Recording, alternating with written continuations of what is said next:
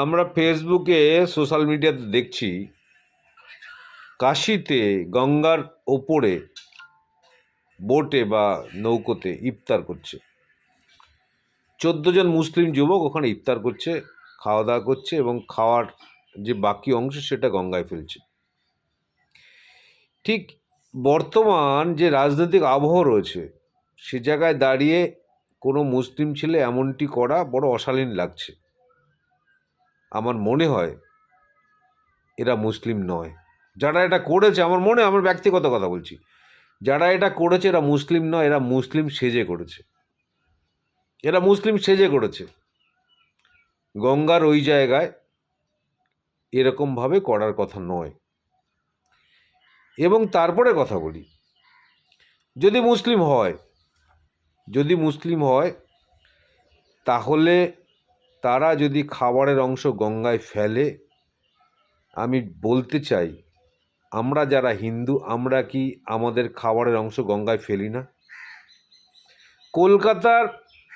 একসময় কলকাতা কেন অনেক শহরের আমরা যে মল ত্যাগ করি সেই মলও গঙ্গায় গিয়ে পড়তো।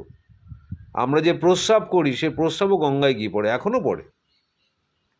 এবং গঙ্গায় যারা স্নান করতে যান তারা গঙ্গাতে প্রস্রাবও করেন। খাবারের নোংরা আবর্জনা নদীতে ফেলার রেওয়াজ বহুদিন ধরে আছে, সবাই ফেলে, সমস্ত হিন্দুরাও ফেলে। এটাকে ফলাও করে দেখানো হচ্ছে।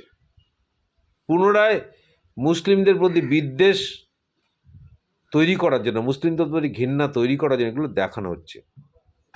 যদি সত্যি সত্যি কোনো মুসলিম যুবক এটা করে থাকে তাহলে সে অন্যায় করেছে, এটা না করলেই পারত, এটা তার করা উচিত হয়নি। কিন্তু যদি দেখা যায় এই 14 জন হিন্দু যুবক, বিজেপি RSSের যুবককে মুসলিম সাজিয়ে এটা করা হয়েছে, তাহলে কি হবে? এখন সময় কথা বলবে, যাদের নামে FIR করা হলো, কাদের নামে FIR করলো, কারা এরা, সেটা ক্রমশ প্রকাশ্য। কিন্তু গঙ্গার বক্ষে, গঙ্গার এখানে দাঁড়িয়ে খাবারের অংশ যদি গঙ্গায় ফেলে থাকে, বিরাট রামায়ণ অশুদ্ধ হয়ে গেছে, এরকম ব্যাপারটা নয়। কেন কি আমাদের হিন্দুদের তরফ থেকে এরকম বহু ফেলা হয়। সারা গঙ্গায় এরকম নোংরা পায়খানা প্রস্রাব প্রচুর ফেলা হয়। গঙ্গার ধারে দাঁড়িয়ে প্রস্রাব করা বহু লোকেই করে, এটা বিরাট কিছু অন্যায় হয়ে যায়নি। নদীতে বর্জ্য পদার্থ ফেলা, নদীতে কারখানার বর্জ্য ফেলা, এই রেওয়াজ দীর্ঘদিন ধরে চলছে, সব জায়গায় হয়। সেই জন্য বললাম, অকারণে যে প্রোপাগান্ডাটা চলছে এটা একটা প্রোপাগান্ডার জন্যই প্রোপাগান্ডা চলছে, এটা অকারণে হচ্ছে, শুধুমাত্র বিদ্বেষ তৈরি করার জন্য, যেটা বিজেপির হাতিয়ার, যেটা RSSের হাতিয়ার।